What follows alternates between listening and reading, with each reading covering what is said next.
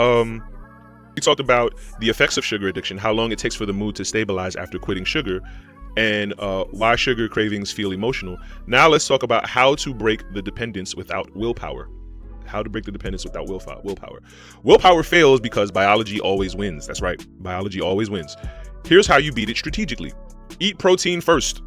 Always eat protein first. Eat protein first. Eat protein first. Protein stabilizes blood sugar and dopamine. And remember, in the last video, I talked about the carb conspiracy, right? You have to be conscious and intentional about eating protein because it's not as readily available and it's not always as affordable, but it is more affordable in the long run because the more protein you eat, the less hungry you are or the less cravings you will have. Protein, eat protein first.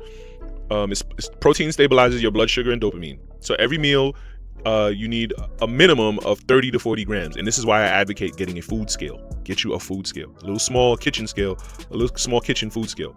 This alone crushes 60 to 70. So 30 to 40 grams of protein minimum alone crushes 60 to 70% of your cravings.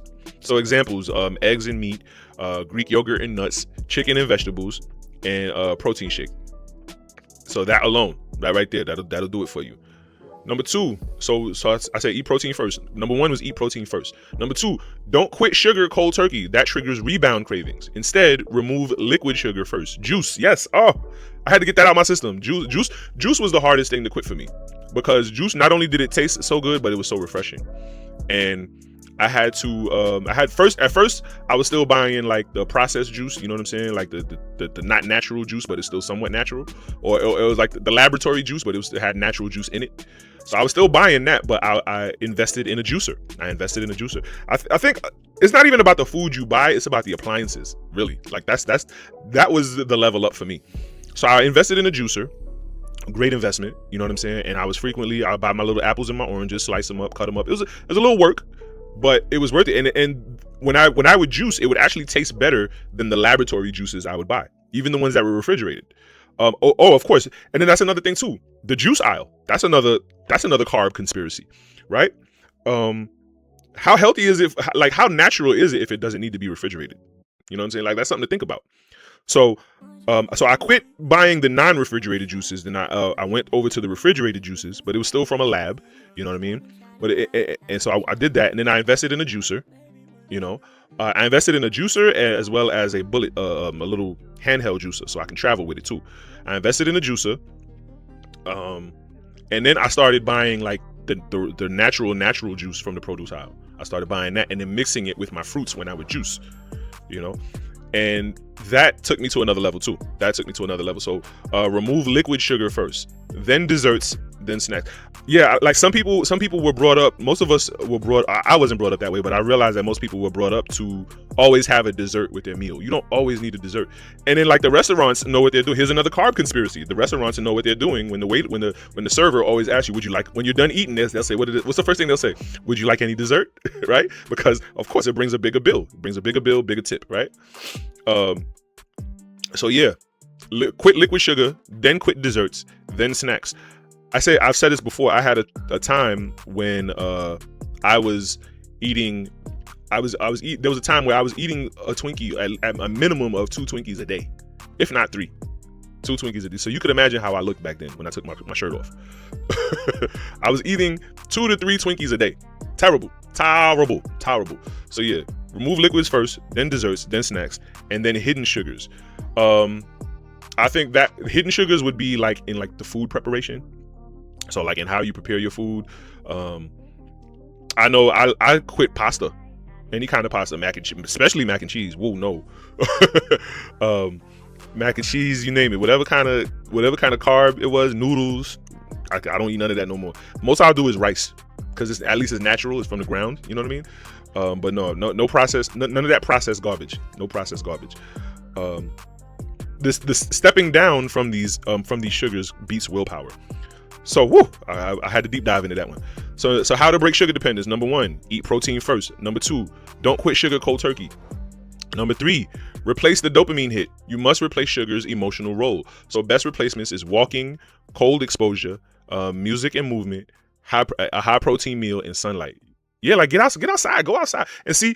And here's the cycle. Here's the nasty downward spiral. You an asshole, you lazy, you depressed. You don't want to go outside. You don't want to do nothing. You know what I'm saying? You comfort eating all the time. You inside the house. So not only are you being an asshole, you getting fat and lazy, you depressed. You know what I mean? And then your skin is bad because you ain't getting no sunlight. So you just you just a creature all of a sudden. Like, this is bad. This is bad. All right, so how to break sugar dependence. Number 1, eat protein first. Number 2, don't quit sugar cold turkey. Number 3, replace dopamine. Number 4, lastly, eat on a schedule. This is a big, oh my God. Oh, I like, before I revolutionized my life, I remember I caught a key over a decade ago where what was it? I was at a gym. I was at this local gym and I was training there, and the trainers used to say all the time, eat 4 small meals before 7 p.m. Wow. Why didn't anybody tell me? Like, this made a world of difference for me. 4 small meals before 7 p.m. 7 p.m. That 7 p.m. cutoff. Like, when you make that your target, when you say, okay, I don't care what I eat, I just need to eat enough food for the day before 7 p.m. So I don't go to bed hungry. When you make that shit, when that kind of nutritionally, that kind of reframes your mindset. So now you're like, oh, well, I need to eat earlier. Well, I'm not hungry early because I ate late. So maybe I should eat earlier so that the next day I won't be as hungry so late. So I'll be hungrier earlier so that I can eat earlier and I can have more food. Like, this, it rewires your brain, and it really changes how you live, because now you're thinking, okay, well, if I need to eat earlier, what is my schedule like? How can I fit food? How can I fit my meal into my schedule? Because if I'm doing this or doing that, whatever my lifestyle is, then how can I fit a meal into that schedule? And now you're planning your life around your meals, and then your life is slowly but surely changing. Irregular eating causes unstable blood sugar, which causes cravings. So aim for 2 to 3 solid meals, no grazing, whatever that means, and no late night sugar. No. What I started doing just recently, within the last 6 months, if I was still hungry after 7 p.m., if I'm still hungry, I just boil some eggs. I'll boil some eggs, get my nutrients and protein in, and I'm good. You know what I mean? I need to start buying some beef jerky, and just having that as a snack. Predictability calms the nervous system. Yes. So if you just eating meals willy-nilly and not planning through the day, now you like, oh man, it's 3 o'clock in the morning, I'm still hungry, I gotta find something. Now you looking like a bag of laundry in the mirror. There was times when I used to eat late at night, and then the next day I would feel my belly jiggle. This is terrible. This is bad. All right, so let's recap. How to break sugar dependence. Number 1, eat protein first. Number 2, don't quit sugar cold turkey. Number 3, replace the dopamine hit. Number 4, eat on a schedule. And the truth most people miss, sugar addiction isn't about discipline. It's about neurochemistry and blood sugar control. Once those stabilize, the mood stabilizes, cravings quiet, blah, blah, blah. Focus improves, emotional reactivity drops, willpower becomes unnecessary. When people say they're food addicted, they're not really food addicted. They're sugar addicted.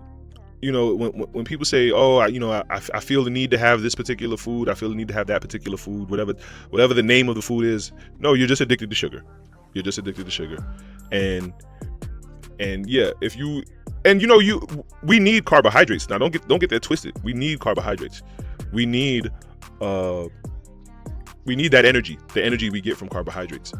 But when you begin to prioritize protein, and putting yourself on a meal schedule, all those things I just mentioned, like, I don't know how to preach. And sugar addiction it's an economy issue because of the carb conspiracy, but it's also a personality issue.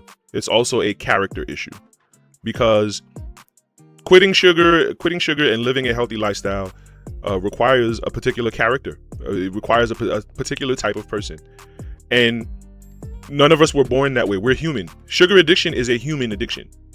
Just like any other drug addiction, the way the body and the brain and the hormones and your physiology reacts to drugs, and in the same way it does to sugar, that's because you're human.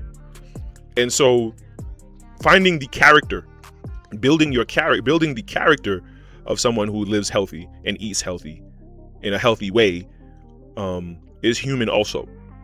But there has to be a certain motivation.